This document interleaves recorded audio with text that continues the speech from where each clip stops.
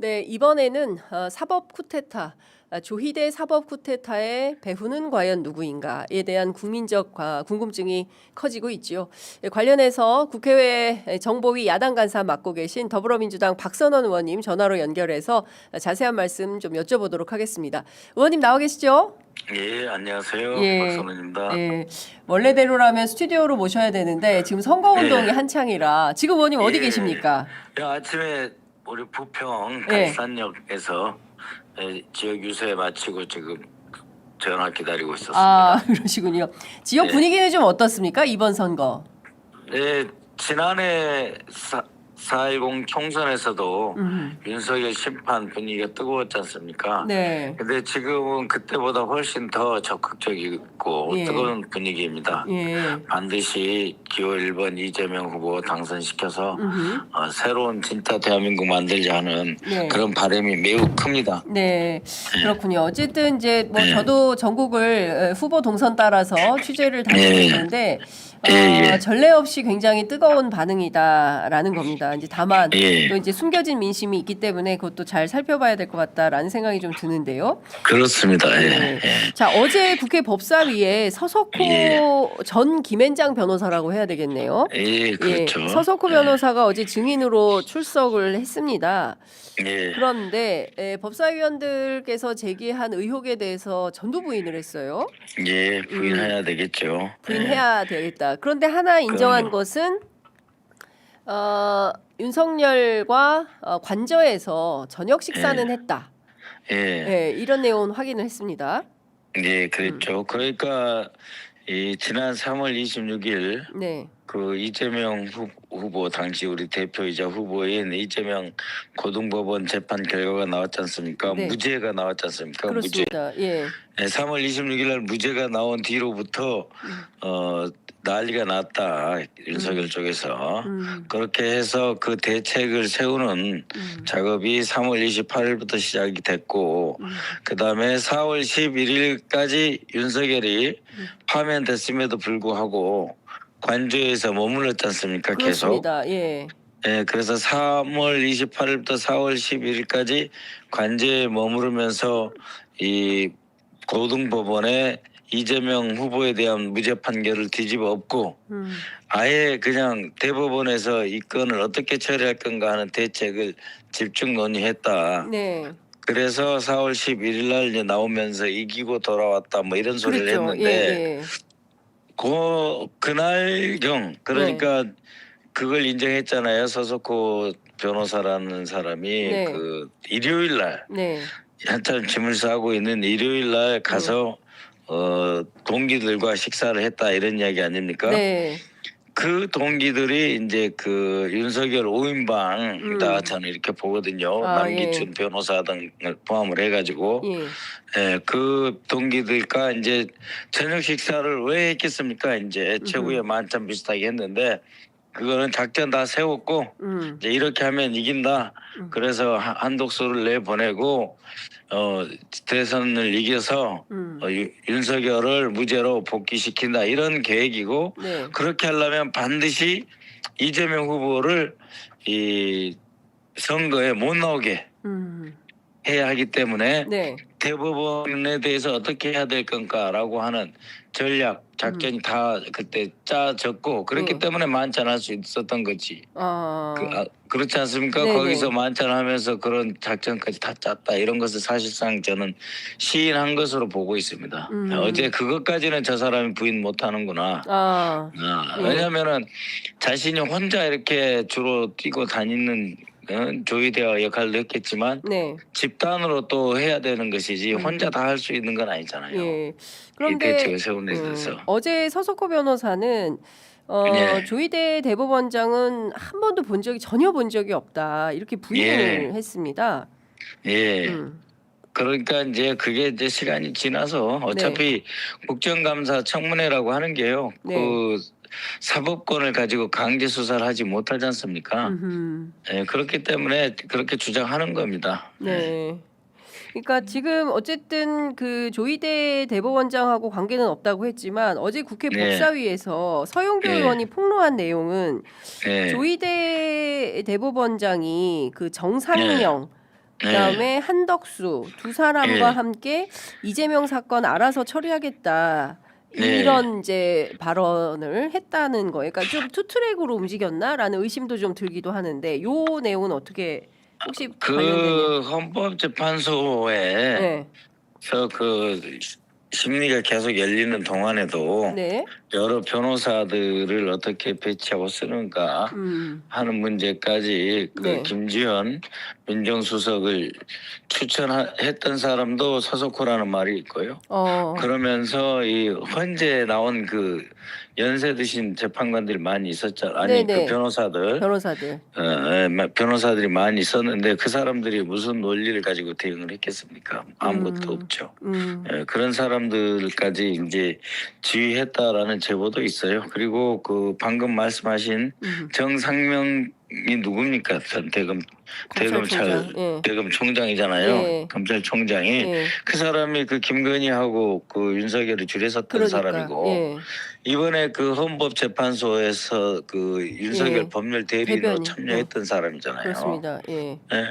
그리고 한덕수가 누굽니까? 그 로펌의 그 김현장 로펌의 고문으로 장기간 1년에 5억씩 받으면서 근무했던 사람이잖아요. 예.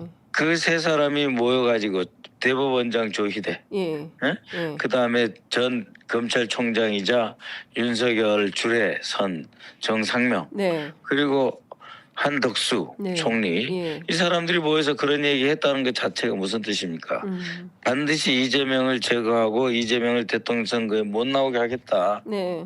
그런 결의가 되어 있으니까 이미 그때부터 한덕수는 조희대가 책임져 주겠구나 그런 생각을 했겠죠. 네. 그러니까 저기 5월 1일 날 예. 오후 3시에 조희대가 우리 이재명 후보에 대해서 파기환송하고 그 1시간 뒤 4시에 네. 그 더 이상 그 권한대행 총리 안 하겠다 하고 네. 그 다음 날 또 출마 선언하고 그렇습니다. 5월 1일 2일 이렇게 연결된 거잖아요. 맞습니다. 예. 예. 그 한 덩어리로 보시면 돼요. 우리나라 대한민국의 구악이다 이렇게 보시면 됩니다. 근데 어제 어쨌든 그 천대엽 법원 행정처장은 대법원장은 하늘이 두 쪽 나도 그런 분이 아니다라고 반발을 했습니다. 아니 본인이 뭘 한다고 하늘이 두 쪽 나요?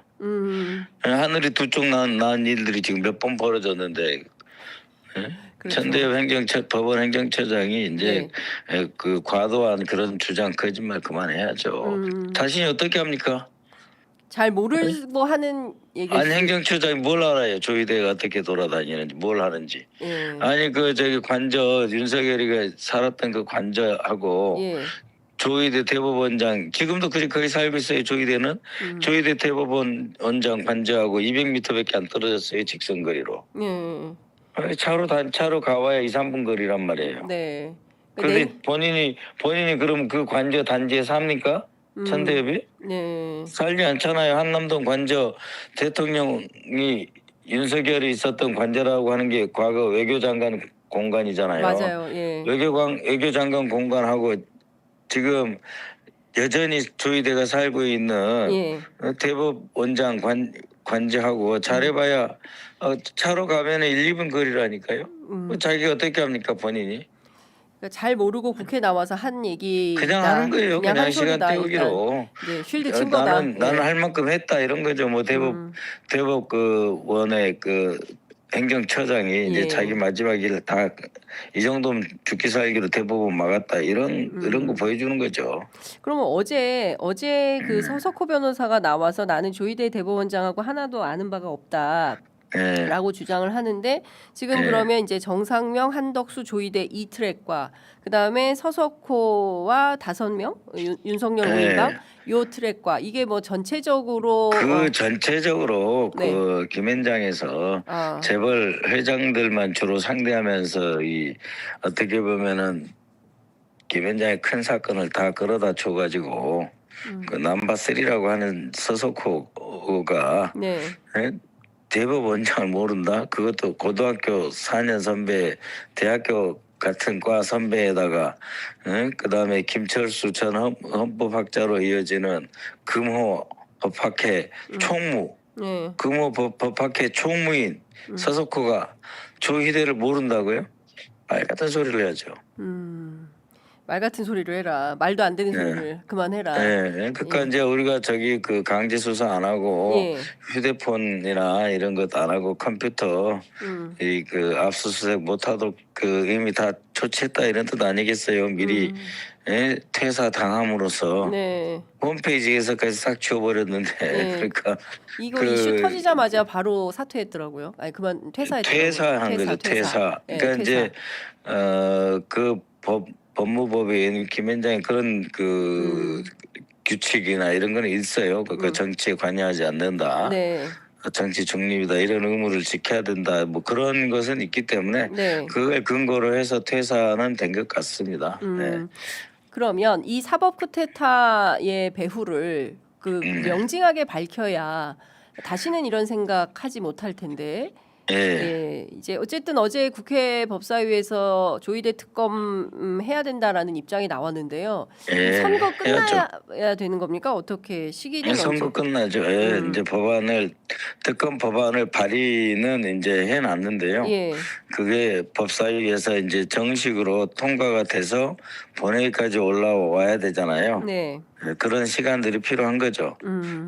예, 그래서 이제 법사위 제출까지는 제가 된 걸로 이해하고 있습니다. 네.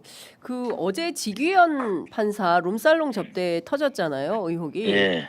이게 그 지귀현과 조희대와 뭐 이런 예. 연관성에 대해서도 민주당이 혹시 좀 추적하고 있습니까? 그 지기현 부장판사는 예. 그 서해 사건 그러니까는 서훈 예. 전 국정원장, 박지원 전 국정원장 그리고 서욱 국방장관 등이 연루된 사건을 맡는 재판부예요. 예. 그러니까 이 사건을 벌써 3년 가까이, 2년 반 가까이 지금 재판하고 있거든요. 그럼 한번 생각해 보십시오. 2022년 5월 16일 날, 네. 그러니까는 윤석열이 취임한 지 일주일 뒤에 이 사건을 가지고 전 정권 털기, 문재인 정권의 안보팀 털기를 하는 것을 김태효가 시작을 했어요. 네. 그래가지고 서훈 전 원장님을 비롯해서 얼마나 많은 사람들이 6월, 7월, 8월 고생을 했고, 네. 그 다음에 마침내 이 서훈 국정원장에 대해서 12월 초에 그 구속을 시켜버리잖아요. 네. 구속시킨 이후로 예. 이 재판이 배당된 것이 어디냐? 지귀현이에요. 지귀현한테 배당됐다. 예. 그러면 한번 보십시오. 예. 그 대검에서 그 범죄정보수사단 이런 쪽에서 윤석열이가 있을 때 네. 판사들에 대한 사찰을 했던 예. 거 아닙니까? 맞습니다. 그죠? 예. 그런 다음에 이 소위 말하는 옛날로 치면 대통령실 하명 사건 같은 거를 네. 맡은 재판부가 지기현 재판부예요. 그러니까 그걸 왜 지기현 재판부에 맡기냐 이거예요. 네. 예? 이 사건을 해결해 줄 수 있다라고 하는 확신이 있으니까 지기현 재판부에 맡기는 거 아니겠어요? 네. 그렇죠? 그다음에 네. 또 윤석열 내란 사건을 지기현 재판부가 그렇습니다. 맡습니다. 예. 그러니까 하나는 전 정권과 관련된 사건은 때려잡으라고 지기현이한테 맡기는 거고 예. 현 정권 윤석열이가 관련된 사건은 봐주라고. 막아달라고 맡기는 거예요. 성격은 똑같아요. 대통령 하명 사건이에요. 예. 대통령실 하명 사건을 조희대가 받아서 다 내린 거라고요. 그렇지 않습니까? 그래 보입니다. 그러니까 어쨌든 그렇게 봤을 때 이 지기현 재판부라고 하는 거는 네. 대통령실 그다음에 대법원장의 청부 재판부다라고 말할 수밖에 없어요. 청부 재판부다. 대통령실 저는 그렇게 봐요. 청부 재판부다. 하는 짓이 그렇잖아요. 예. 그러니까 아무도 그러한 그 청부 재판부로 맡길만 하다. 어? 네. 우리가 하명 사건 잘 처리할 거다라고 하는 확신을 네. 가져야 되지 않겠어요? 그러려면 약점을 잡아야 되겠죠. 약점. 그게 네. 룸사롱. 뭐 여러 뭐가 가지가 됐든. 있겠죠. 예. 뭐. 네. 뭐 이거 말고도 사실 지금 지규현 판사와 관련해서는 여러 기자들이 다각도로 예. 뭐 취재를 하고 있는 걸로 알고 있고 저도 몇 가지 들은 얘기가 있는데 이것뿐만은 아닌 것 같습니다. 예. 지기현 판사가 예. 뭐 양 고백을 하든지 뭐 예. 자백을 하든지 해야 되겠죠.